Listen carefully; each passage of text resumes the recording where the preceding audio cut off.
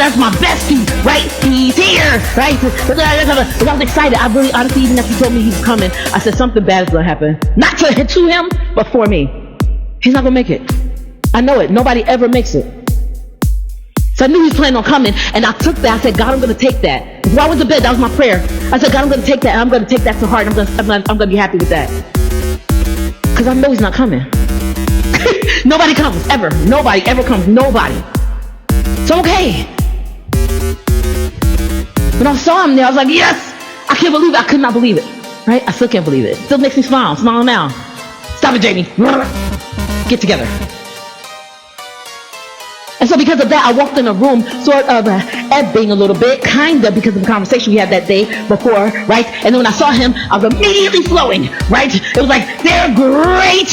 Me and Tony Tiger was there. He's great. Tony Tiger was there. Pastor Tony Tiger was there too. He said, Pastor David is great. Right? I don't think Tiger would, but if he with me, he better say it. They're great.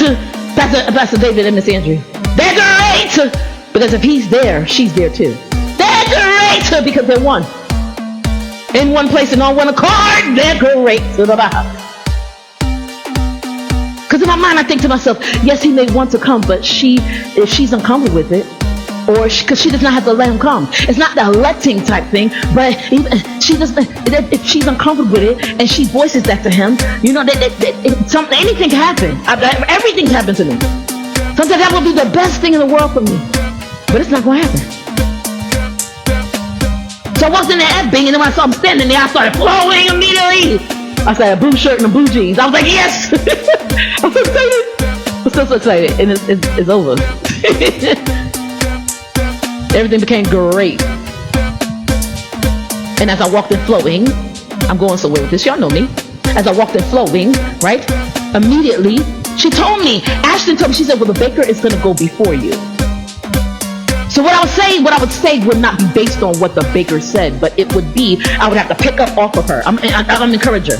I'm an encourager. I just am. Nobody really knows that, but I'm an encourager. I like to encourage people. I like to encourage people all the time. I have to say things to encourage people. If I have something to say to you and it's not encouraging, I won't say it.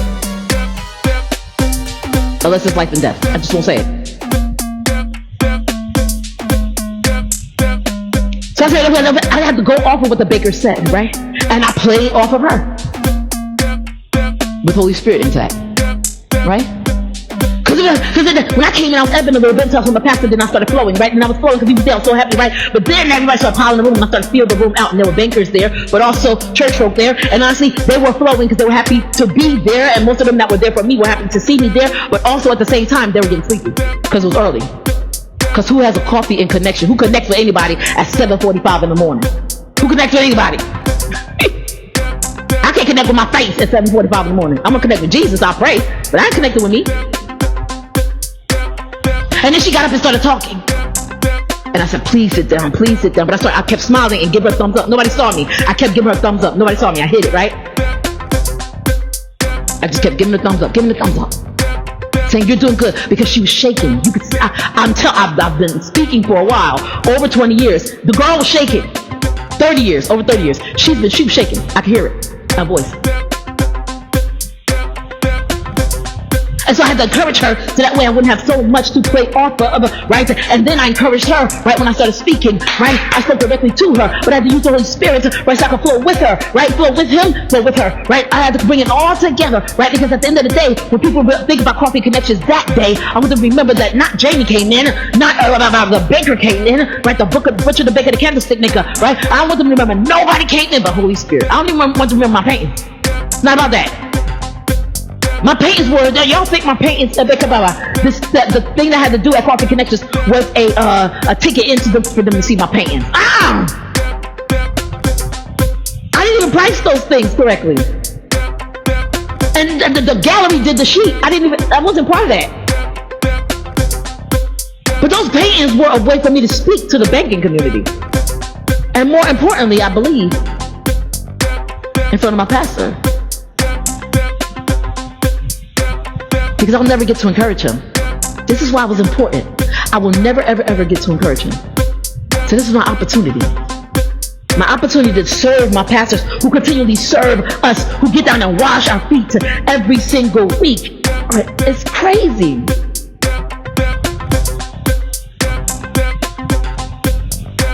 And now the time of banking is done. And now the time of working with the bankers is over, right? One of the bankers came to me and she said, I saw your name. I had been wondering how you were doing. I saw your name and I decided to come see for myself how you were doing. I still don't know what to make of that. Because where everybody said something to me before they left, I was waiting. Maybe my pastor said something to me. He didn't have to. I'll see him in a couple of days. But I needed that. I needed him to do that. But I needed that. Everybody said something to me. She didn't say anything. She just left. So I didn't know what to think of it. I said, Holy Spirit, what do you think of it? And he said, nothing. So I don't think of it. I think of her. I still pray for her family. I told her. But I don't think anything of it. Right?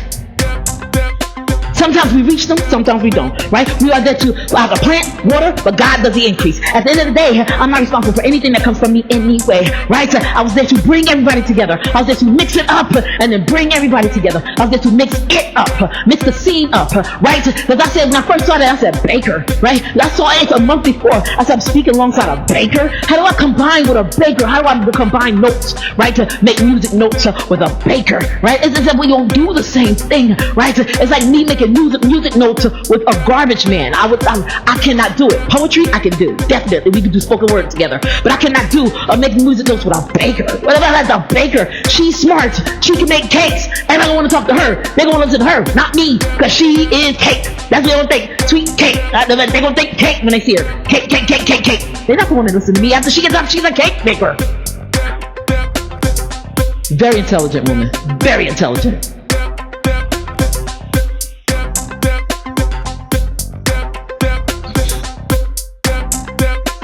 But the part about it was I got up and I started flowing, right? And I was, because honestly, I said at the end of the day, I'm looking about it. I was focused on one person in that room, and he was wearing blue and blue jeans.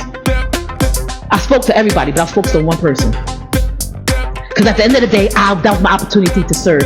1,000 years may go by and I may never get that opportunity again. That was my opportunity to serve. You may never hear me speak again. That was my opportunity to serve. And so you take every adventure, every single thing that you do and make the best of it and make the most of it. Because here's the thing, the gallery knew that not a lot of people would come. They didn't give me flyers for the Coffee and Connection. They didn't give me flyers at all. They make flyers. Last time they made flyers for me, they didn't make flyers this time. Because they knew a lot of people wouldn't come. Plus, well, they're not going to advertise the Chamber of Commerce. The gallery's not going to advertise the Chamber of Commerce. They're going to advertise themselves. Right? I'm with that. And whatever they want to do, I'm with that. They support me, so I'm okay. The me being over there, that was my first solo show. It's like them sending me out on my own. And yes, because they're across the street, not really. So when anything happened, they called Mr. Chris. When something fell off the wall, they called Mr. Chris. And I mean, it's my first time doing clay, so things were just falling off the wall. Every day, they called Mr. Chris, Mr. Chris, Mr. Chris.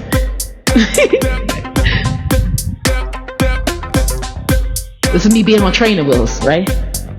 First solo show. But they didn't really believe in it. They weren't supposed to. At the end of the day, if they had sent out flyers and they had recruited people to come, right? I talked to people about coming, and if I had a whole bunch of people came as a result of what I had said, right? Miss Cindy told me she was coming. She said, Jamie, did you sign up? Because I had to sign up. I said, what? She said, you signed up for the Coffee Connections? I said, what? I was so shocked that she signed up. I was like, I call her the Tri-State Barbie. Because she's so beautiful. All her daughters, they're so beautiful. Everybody in my church is beautiful. But she's like stunning. Like, she's like gorgeous, right? So I was like, Barbie is coming. And I got Pastor Keysecker, who's the nicest, kindest man in the world. You can't make Pastor Keysecker mad. Ever. You cannot do it. Pastor David is just a genius. We don't even talk about him. And Jess, that's just my home skillet, my home girl.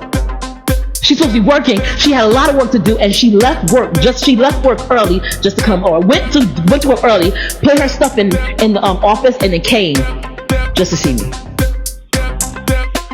I actually wanted to come, but Lily was really sick. People that loved me were there. And now I know people that loved me weren't there as well. There are people that loved me that could not come. Either way, no flyers, no advertisements, no billboards, no billboards. Because sometimes when we get inside when they get with Kanye West and all of them, I use Kanye West because he's a big figure out there, right? He has millions of followers and everything like that. And he's talented, right? So I use Kanye West like that, right? But when you think about people like Kanye West and Rihanna and all these people, Beyonce, they don't know day to day who is coming to see them. So they can't appreciate it.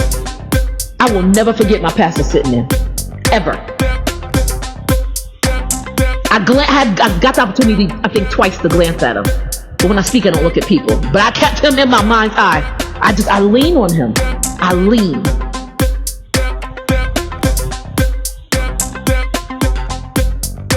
Know the rules. Know the rules. If somebody's feeding you, feed them. Jesus asked Peter, the church, he asked Peter, you understand? He asked Peter who ate from him.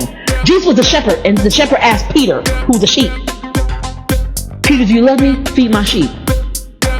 So I'm looking at Jamie, do you love me? Feed my shepherd. Jamie, do you love me? Feed my sheep, shepherd. And the beautiful part about it is, his kids get to eat, and his wife eats. If I feed him, okay, it was just amazing. I just got the opportunity to do something I would never get the opportunity to do again. Most people don't understand how much I value that. Yes, I love the fact that he was there. Yes, I lean on him basically for everything. Spiritually, sometimes naturally, all the time physically, sometimes emotionally, sometimes for eggs, sometimes for cantaloupe. I don't know. Let something come up that I don't understand. Pastor David. I'm at Pastor David. We got the answer right here. Don't Google, Jamie. I don't care if Google said. I don't care about Siri. Let's ask Pastor David. I'm telling y'all. That's the answer. That's always the answer. I'm asking Miss Andrea. I'm asking Miss Andrea. I'm asking Miss Andrea. I'm asking Miss Andrea. Ridiculous.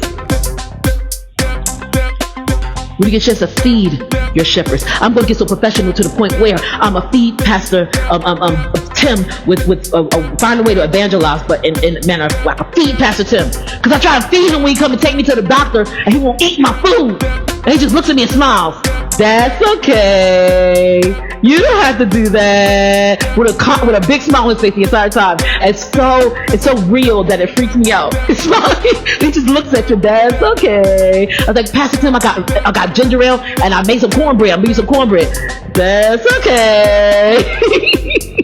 Because I don't put no sugar in none of my stuff anyway, so I just don't. I don't really like sugar anyway. But I want to do something for evangelism. I know he go to Bob Jones and the minister from Bob Jones. That's a restaurant, right? He's doing that like 4 years ago, so I don't know if he still does it. But I want to get to the point where I can do something like that. Bless him in a Bob Jones way. Maybe in flyers or business cards that say Pastor Tim, and then underneath that, I work at Bob Jones, but I don't.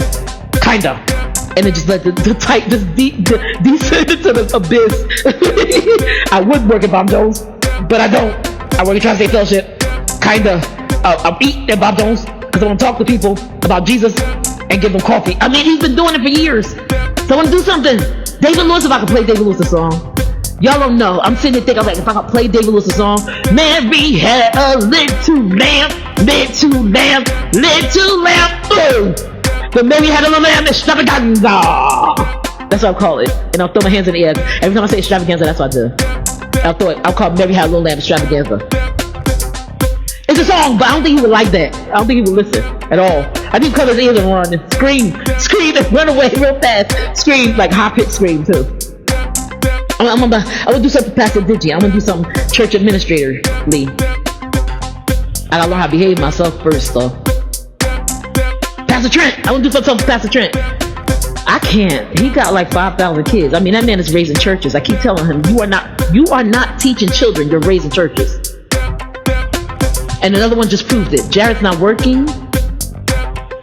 Where? As a what? Maddie is on her way to what? Mia is a professional soccer player. You gonna see her on ESPN? No? Yes? Maybe? You're building churches. You're an apostle inside of a church. I want to do something. I want to feed my pastors, right? But more importantly, I'm just so happy to get to serve him, right? Because we have that connection. Coffee and connections, yeah, we have that connection, right? I hope, still, right? As long as long as I follow the rules. It's always an operation, but you have to follow the rules. Now, let me ask you this. I don't know. Holy Spirit said, "Go here again." Did Samson know the rules? There are rules, right? But there were rules of engagement that Samson, he engaged with these women and did not. He knew the rules, but he did not play by them. There are some people out there that know the rules and refuse to play by them. And when things go wrong, they blame God. I said, who said what the who now? They know the rules of engagement. They will not play by the rules, and when they do, they lose the game, or they are kicked out of the game and are not allowed to play, they blame God. I'm not being accepted for my gender.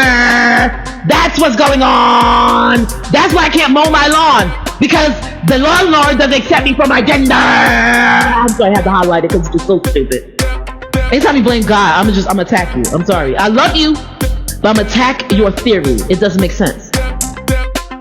There's no time that I could ever say I blame God, and I've been through a lot of a little bit of stuff. And if I can't blame God, definitely you and your face can't blame God. And I'm bugging, but let's slow down for a second. Think with me, right? With all the stuff that I've been through, I want to give them a list, to start listing them, right? I should not be alive. I'm decapitated. I told my chamber of commerce, I'm decapitated. Kirk was like, yeah. They call Chiari malformation. I'm decapitated. My head is separated from my spine, and yet I'm still alive. Do I blame God? I started to look towards heaven and ask God, and I said, God, I am a little curious, right? I know I'll find out eventually if you want me to, but up to this point you kept it to a hush, you know, so I'll find out eventually if you want me to, but I am a little curious as to why I ended up with those two and not those two. I mean, somebody like those two. Literally, I'm confused. Did I ask him? No. Because just because you have a question doesn't mean you want the answer. Okay, God, thank you for listening. Bye. Because I got a question.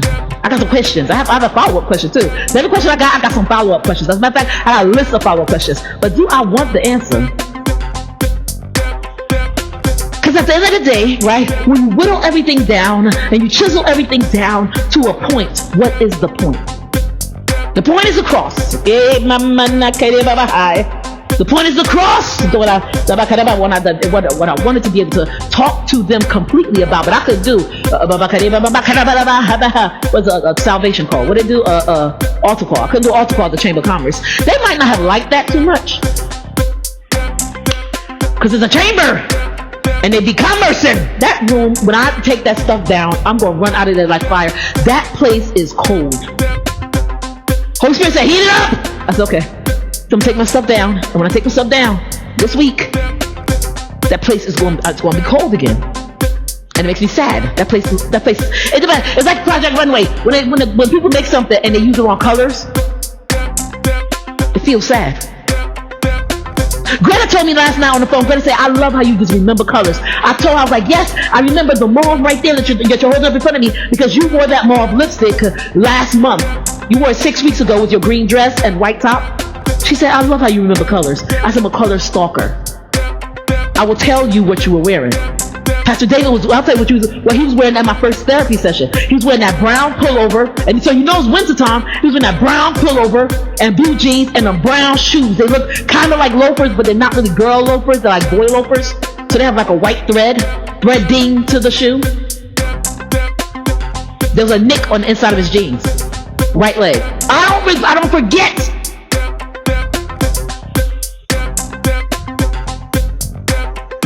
I remember color.